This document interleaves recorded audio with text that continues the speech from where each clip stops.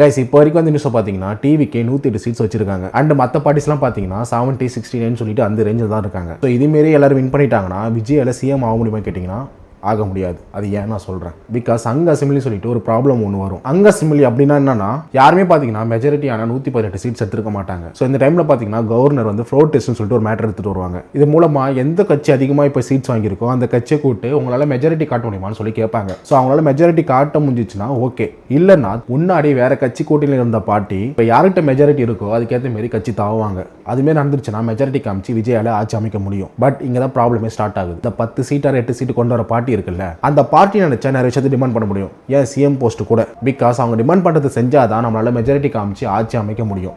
So இப்படி தான் அது ஒர்க் ஆகுமே. சப்போஸ் நம்மளால அதை காட்ட முடியலனா நெக்ஸ்ட் செகண்ட் லார்ஜஸ்ட் நம்பர் வச்சிருக்க பார்ட்டிக்கு அது போயிடும். இப்போ லாஸ்ட் வரைக்கும் எந்த பார்ட்டியாலுமே மெஜாரிட்டி காட்ட முடியலனா அந்த ஸ்டேட் கவர்னர் கண்ட்ரோலுக்கு போயிடும். ஸோ இப்போ சொல்லுங்க, விஜய் யார் கூட கூட்டணி அமைச்சா நல்லா இருக்கும்னு சொல்லிட்டு கமெண்ட்ல சொல்லிட்டு போங்க.